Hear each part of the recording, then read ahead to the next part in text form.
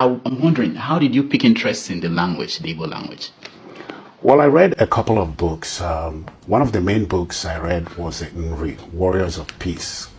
And after reading the book, I concluded that the Igbos must have had a very sophisticated ancient civilization. And I came to this conclusion based on how he described the function of the Nze and also priests.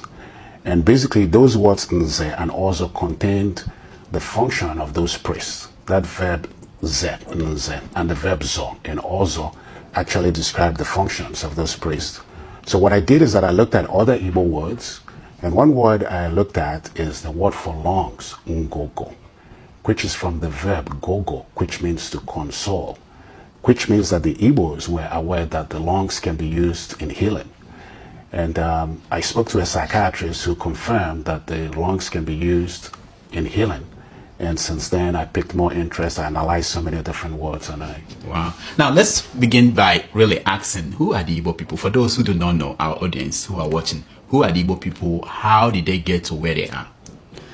Well, the Igbos are one of the major tribes in Nigeria. They are one of the top 3 major tribes in Nigeria. They are also found in Cameroon and some other countries like Equatorial Guinea. And of course, in the modern world, there are plenty of Igbos in the United States and the United Kingdom. Some say the Igbos are related to the ancient Hebrews. Personally, I do not have any evidence to suggest that. But by analyzing the words, I could say that they must have come from a highly sophisticated civilization. Yeah, you talked about this being the Igbo language having technology embedded in the language. What do you mean by that? Well, I mean, like the Igbo we speak today, I will consider it we are speaking a very superficial Igbo because each word in Igbo contains an action which we do not pay attention to. For instance, of course, we know lungs means ngogo, but the average Igbo man doesn't know that that ngogo is from the verb gogo, which means to heal. Now, if someone knows that they can use their lungs to heal themselves, it's different from a person who doesn't know that. So, and across the board, you have words with meanings, which we, for some reason, are no longer interested in, or we have lost the meanings of those words. I tell people this truth. When they say words are powerful, it's not like if you say something, it will automatically metamorphose into spiritual power and start working for you. No, it is not what it means. It means that when you read meaning into it, it has power. Let me give you an example. You can tell somebody, get out, and the person will see it as a joke and just walk away and smile. The same person you will tell him get out, in a different tune, in a different context, he will feel annoyed and will not even step out of his way. Words that you tell people are powerful when the people read meaning into it and understand what it means. And this is what the Igbo idioms and adages stand for. As na ndị Igbo na-ekwu okwu with inu, inu ka ndị Igbo ji ekwu okwu, inu ka ndị Igbo ji awa ji. We speak in proverbs, we speak with idioms. The standard idioms is a way of expressing ourselves. Atụọlụ gị inu, kọwalụ gị inu, as na ego eji inu nne gị narụ n'iyi. So in Igbo tradition and custom, it's expected that every child must understand the proverbs and the idioms they use in expression. And they are not merry talks. Those words has weight. And when applied, you begin to understand they have powers. But not the spiritual part that people will say, I can keep telling myself I'm going to be rich and become rich. No, that's not what we mean. That's not what we mean. You can keep telling yourself you become rich and you will not be rich, no matter how you say it. I gave a pastor an assignment. I said, if you think that word has power, keep telling yourself that if you jump up, it will not come down. You will find that there is no spiritual power or no what you say that will make you suspend on the air. Once you jump up, by the law of nature, the principles, you must come down.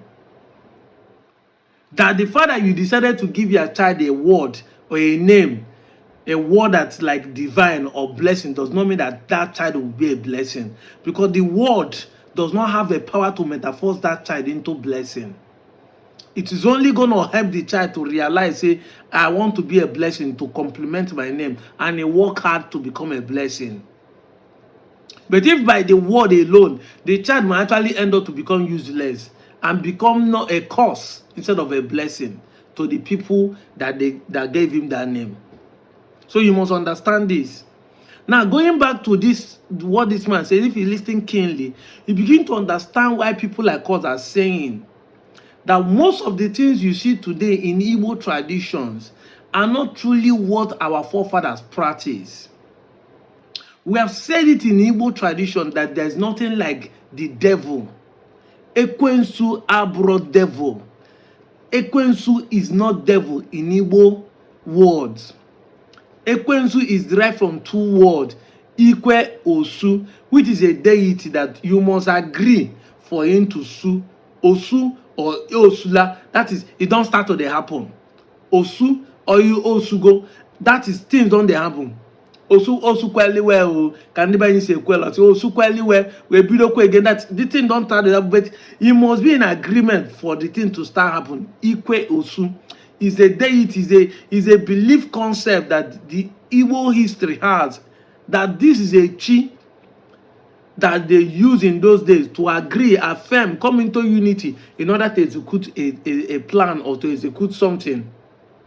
So they said in the ancient time, when they were fighting the British colonial master, those who came with their so-called religion, when they want to say aye ekwego kosube, they're not telling to be that it's a devil, because they made us to believe that our own is a bad God.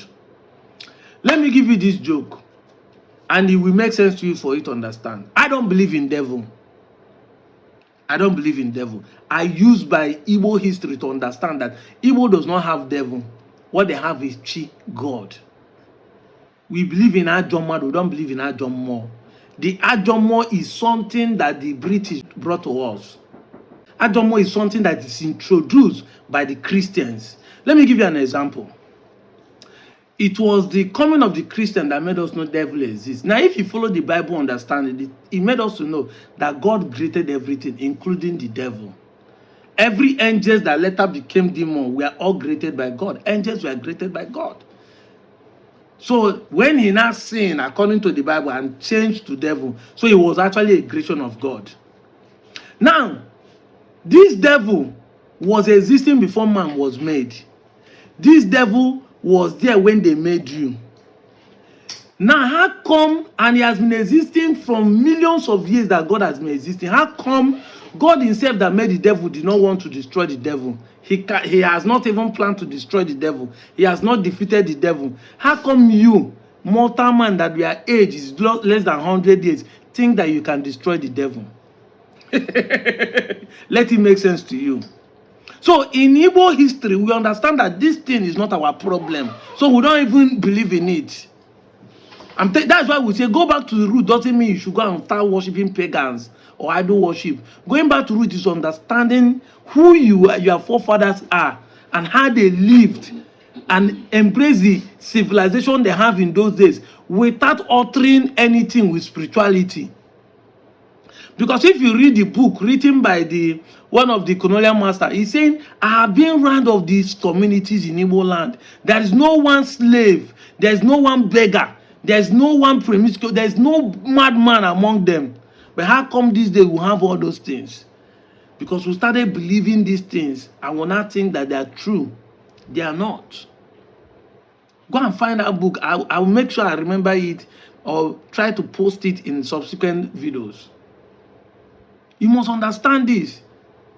So those things does not exist in our father's time. This thing you see today, you call devil, started existing because the religion brought it for you to believe there is a God and that God is good, that what we are facing is the devil. What we are facing in Africa is not the devil. It is the government. Government is our problem here. The problem we are facing today is because of bad governance. It's it's the bad people in government that are making you suffer, and you are terming it to be spiritual powers. That is why people like us supported Soludo when he was trying to arrest Akwa Okuko and Eke Heat. All those people he arrested in Anambra claiming they are using spiritual power to do jazz for you. You can't make money by spiritual thing. Okay, now, before the coming of paper, which will come money, how do people know the rich man? And how do people buy and sell? Because this paper is not the first thing that we know rich to be rich as. There's a time you want to buy yam, they have egg. You take the egg to person that have yam and you exchange.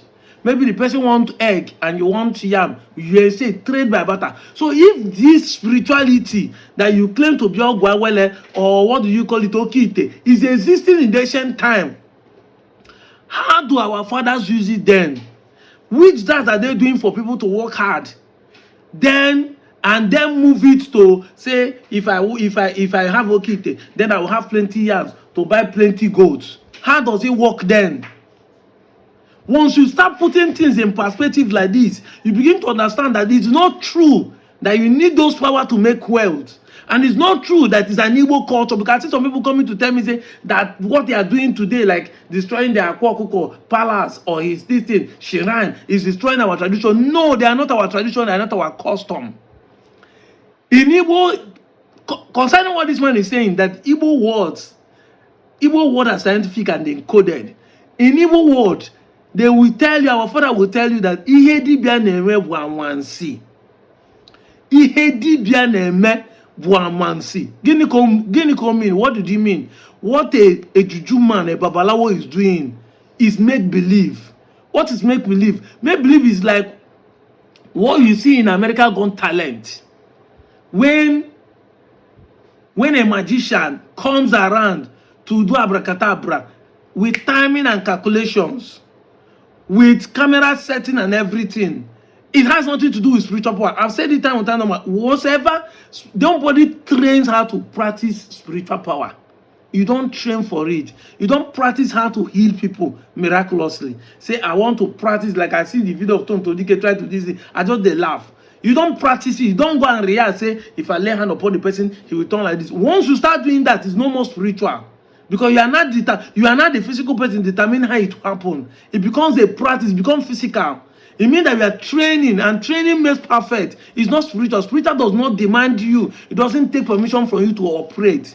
It comes the way you want it. But it doesn't work. We know that those things doesn't work, but I'm just giving as an illustration for you to understand that those things you see are illusions. They are not real.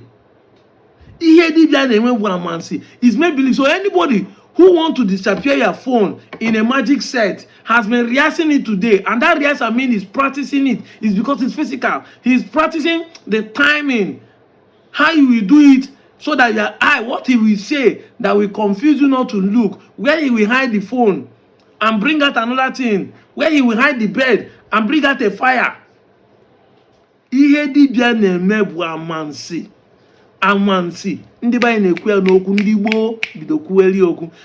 For you to understand that what I'm saying is, he not told you again that Iha mulamu ki ha gwalago. Iha mulamu ki ha gwalago.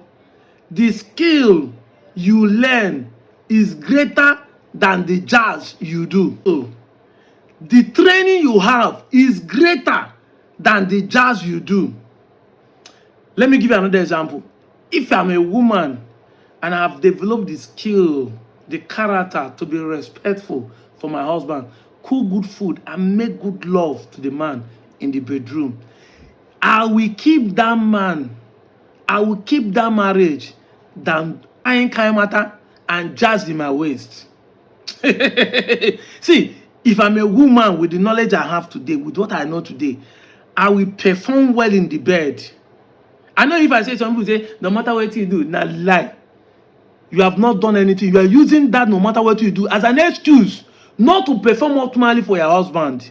Exactly. There are two sets of people that can never talk of divorce.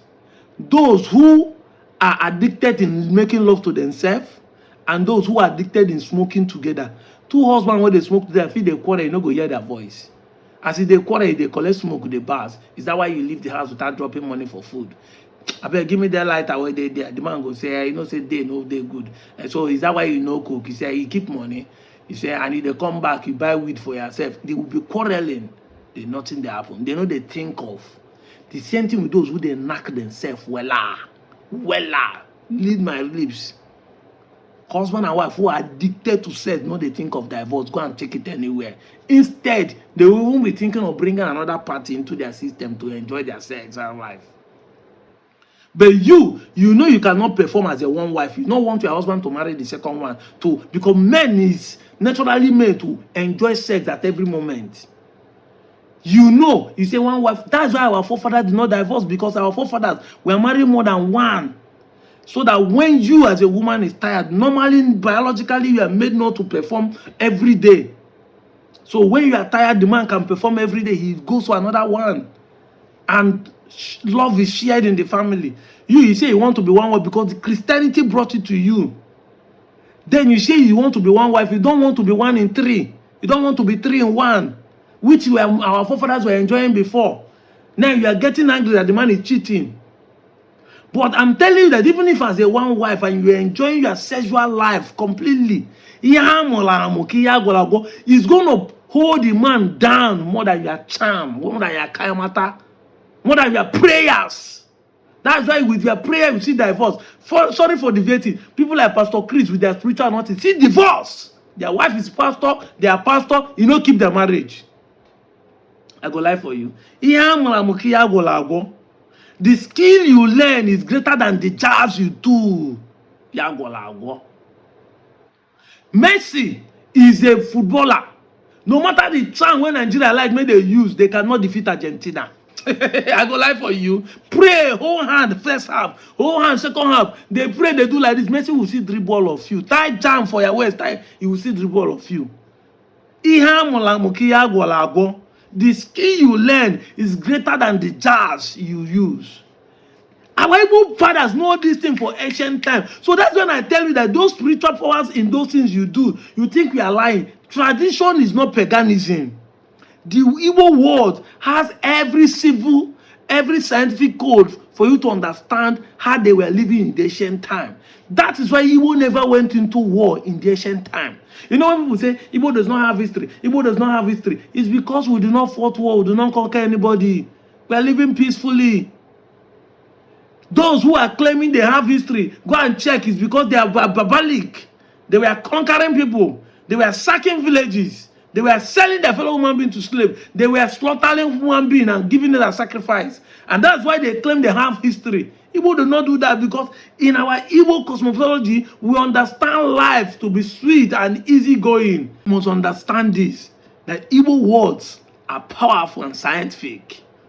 Once we go back to the root and start using them the way it will make us come to harmony. Our forefathers discovered a lot of things. As of 10,000 years ago, according to archaeology, in Ledger, our forefather has been digging inside ground to discover iron ore, melt it, and use it to do bow and arrows. Iron in Ledger and Suka is the oldest iron melting site in the world, 10,000 years old. That was why that book was written. They lived before Adam. See, our sign languages then was in Igbo. So you must understand that there are things about Igbo that when you see them, you see, the man said something that the Igbo words we are using today, the language we are speaking today, are filtered and watered down. And which is true. If you go back to the ancient Igbo word, you begin to understand and fall in love with Igbo. I'm just making this video to make you understand why people like us are falling in love with Igbo daily. Daily, because we make research, we begin to say, so now these kind of things, now these people be, and our people want us to deny it because of one propaganda and falsehood. They want me to deny my Igbo-ness. Chukwu ajo. I'm out of here, Joe.